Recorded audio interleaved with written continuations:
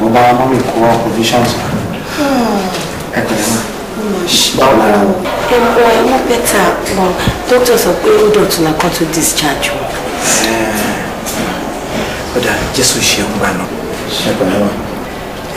èmi náà wọ́n ti nínú prayer point mi pé ó dàbẹ̀ ìròyìn ayọ̀ ni ẹ. ó ṣe ọkọ wọn ibi tí wọ́n ti ń mú àwọn owó tó fún lágbègbè tí ń wá ìlú ìlú fi ọpọlọ. àmì yàrá mi. àpò ìlú ìlú. àmì má. àmì. tó bá ó jẹ́wọ́ ìgbà fún Túndé kó fi jó. ẹ má ṣe ọ̀nà mọ́ mi mo ní kí n kàn wá já àwọn ẹrù ọwọ́ mi bẹ́ẹ̀ ni ẹnu iṣẹ́ ni mo ti ń bọ̀ mo lè fẹ́ padà sọ́hùn àmọ́ tí ó bá di alẹ́ màá tún padà wò yìí ṣùgbọ́n tí ààyè ò bá yọ tí màá lórí ọ̀fẹ́ màá wò yìí láàárọ̀ lànà. ọ̀dà má bàa lẹ̀ mọ́.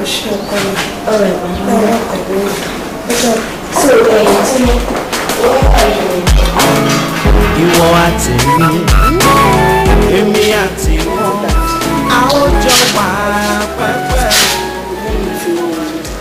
So ìyẹn ló lè fa attention.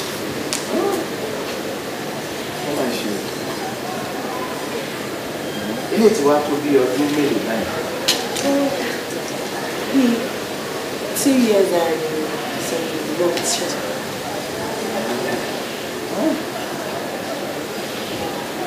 Ọlọ́run á kú tẹ́ dáàdì sí afẹ́fẹ́ rẹ̀.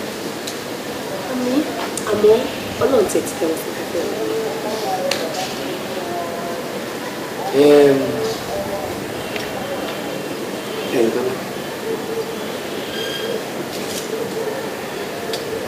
Nǹkan kan ni ó ti ń gbé mi nínú tó ń dùn lọ́kàn tí mo ti fẹ́ sọ fúngbà díẹ̀.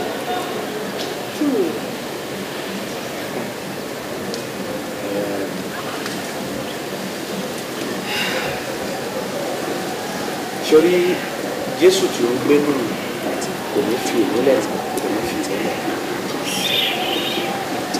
Sórí ọ̀rọ̀ tí mo fẹ́ sọ mo fẹ́ kó bá mi fi ọwọ́ kó bá mi fọwọ́ bọ̀ wọ́n bí ọmọ tí Ọlọ́run tí wọ́n sọ wípé ó dáa lóbìnrin tó tọ́.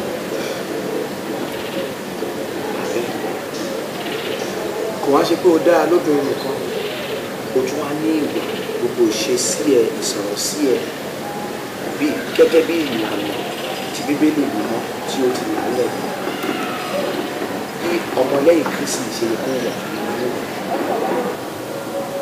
ọba wa tí o bá lè kọ́ kí a jẹ́ tọkọtaya. Ó dá tó gbé.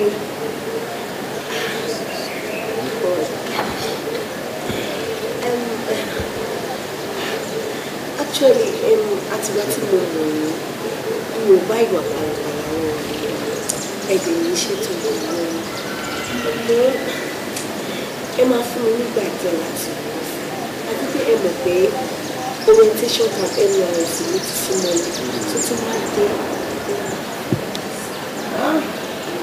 Ní ìrìn wá pẹ́ báyìí torí ìwé mímọ́ mọ́ sọ ó ní you will find the life find favour ó ti sọ nínú ilé ìwà rí tó bàbá ṣé àwọn kò ní yàrá jù lọ báyìí. Ó ti pé mi ò kí ń ṣe ọmọ bẹ́ẹ̀ àti pé 3 weeks ló ń wọ̀ nìkan. Jésù àkọ́ àwọn ṣe Ọlọ́run ní fi wá dé. Ìwọ àti Ọlọ́run náà bẹ̀rẹ̀ èmi àti wọn, a ó jọ wà Ẹ mọ̀ pé pásítọ̀ Bímbọ́ wọ́n sọ̀rọ̀ kan nípa Ifá. Ọmọ tó ṣẹlẹ̀ already òun tá a láǹkó kalẹ̀ tá a tó lọ́wọ́ ẹ̀ èmi ti ń ní doubt sí. Dádì ó yé mi náà ohun tí ẹ̀ ń wò ní past mi àmọ́ mo fẹ́ fi dá ẹ lójú dádì pé ìgbà yẹn ti ré kọjá ìgbà ọ̀tun ni mo wà yìí Jésù ti ra mi padà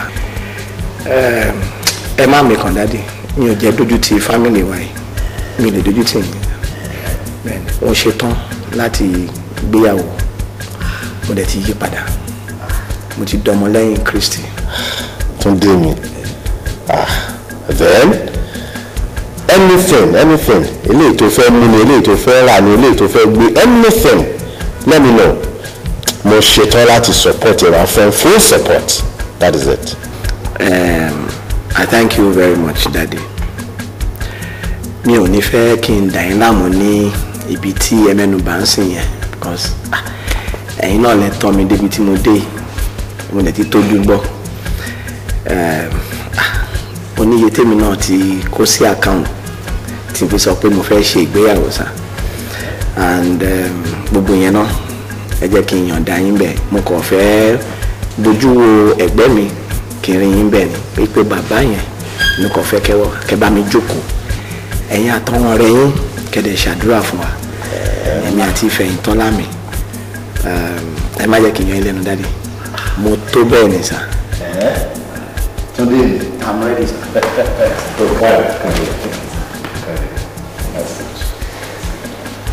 Yeah. Mo dúpẹ́ dáadé màá mú Fẹ̀yìntọ́lá wá kó tó wá pàdé yín formally. Okay. Kẹ wá bá mi tún sọ gbólóhùn kan tàbí méjì fún nǹkan alára and list mi ń dẹ̀ ti prepare màá jẹ́ kẹ́rì kẹ bá ń fojú àgbà wò bóyá àwọn tẹ bá rò wípé nídìí àbí ìta máa fi kún kò jù bẹ́ẹ̀ lọ torí mo tẹ̀ tí ń yanjú àwọn kankan fúnra mi.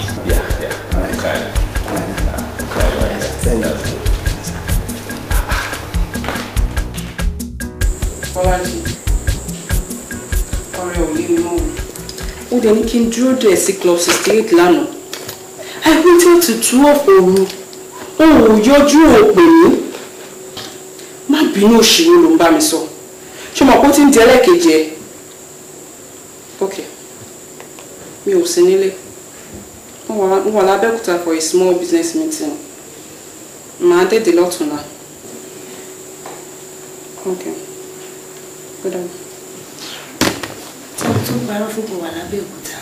má dáwọ́ rẹ̀ ló ń jàre onítèmi kan ni káyọ̀ máa jẹ́ ó ní kí èmi Jùmọ̀kẹ́ kí n dúró dòun sí club lánàá mo dúró títí 12 òru bọ̀bọ́ yìí ó pè mí tí make matters work kò tiẹ̀ wá jọjú rárá ó ṣe wá ń pè mí sí pé kémi má bínú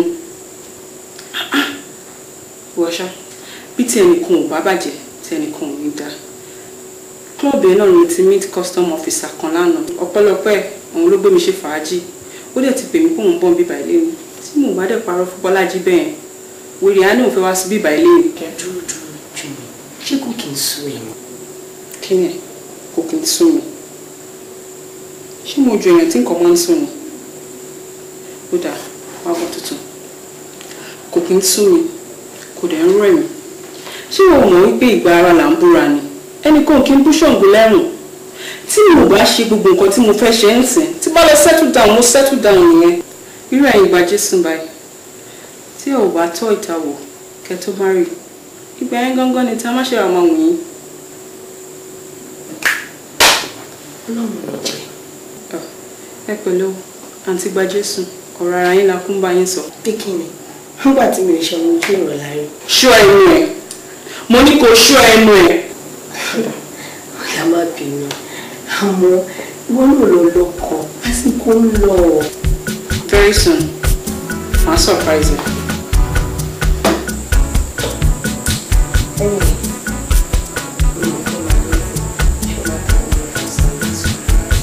Sunday what?